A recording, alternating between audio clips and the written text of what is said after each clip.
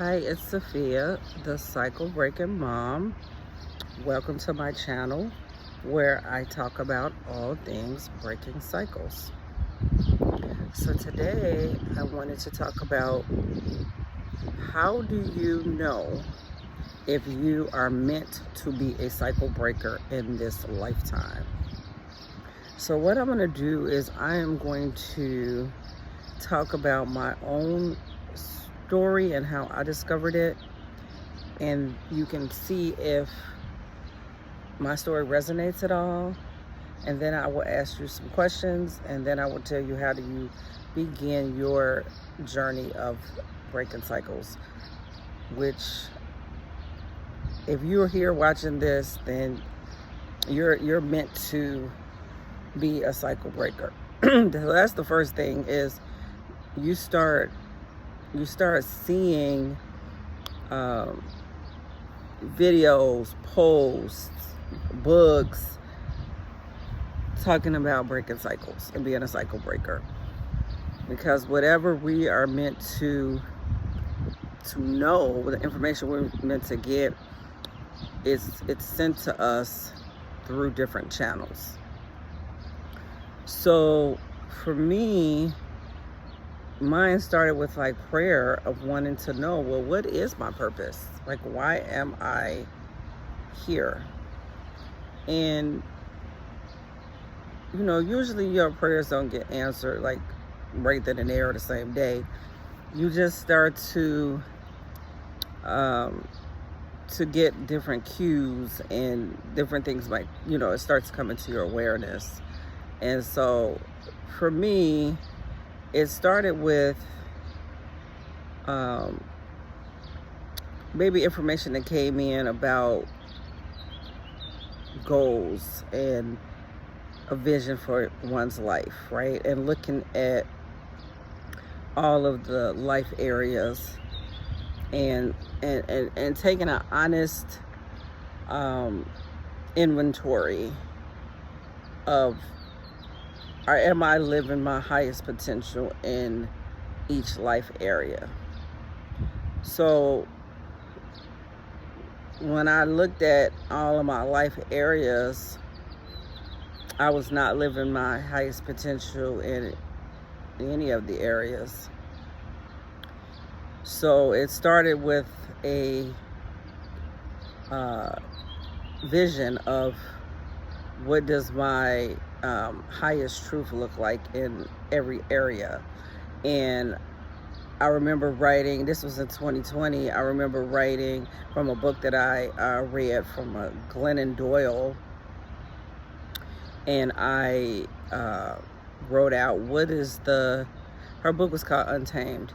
What is the truest, most beautiful story I can imagine for, and then I just looked at all the life areas and I wrote that out. So that was the beginning of like, okay, where I'm at right now is not my highest potential, and I do have a vision for how I would like each area of my life to look. So that's the first thing. Or I would say the first thing is for something to even come into one's awareness that says where I'm at, this doesn't work. Like, I'm meant for more. Then the second thing is to have that vision and write the vision out for every life area. So that was the second thing. And then here's where things get interesting.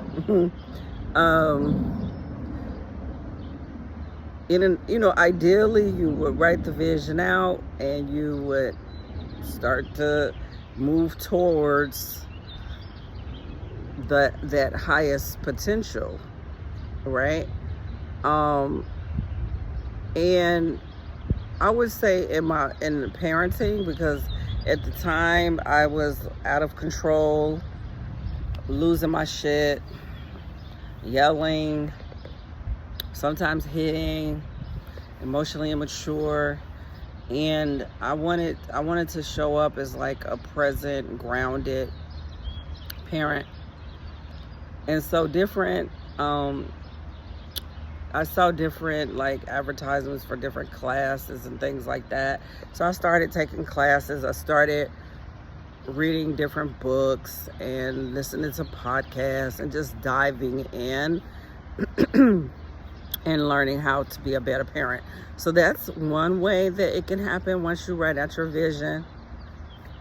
But another way that it can happen is through pain, right? So like if there's an area of your life, say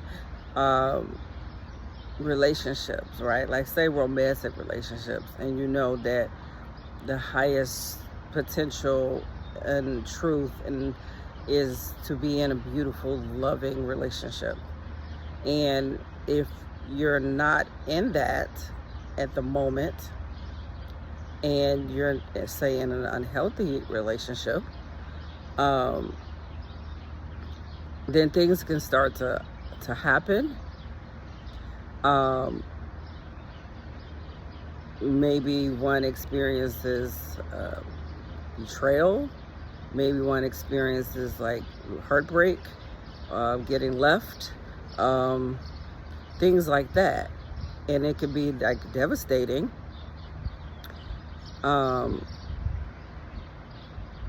But because the vision was there to live a life of the highest truth and potential, then what is not that can end up being taken away. And that can be difficult. So those are like the two ways. And even one of my mentors and teachers, Dr. No, it's not doctor. It's Reverend, is it doctor? I'm not sure, but Reverend Michael Beckwith. He says that a lot of times pain pushes you until the vision pulls you. And so sometimes, you know, we can be pulled by a vision. We can have a vision, we can write a goal, and then everything we need to shift can come into our life and we can go on that path. But a lot of times, at least in some of the areas, it may come through pain that one has to make the changes. So anyway, so either through pain or through just the vision pulling you. Those are the two ways that a person can start, will start a journey of change. So the term cycle breaking is where one says, you know what, in my bloodline, this is the way people did life. This is the way they showed up. And this does not work for me. I don't want to continue with this, whether it's a belief system of limitation, whether it's the way one's family or bloodline communicated, the way they did relationships, the way they navigated their characters in this world, like whatever. It's like, you know what? I have a higher vision for my life, and this doesn't work for me. So this ends with me.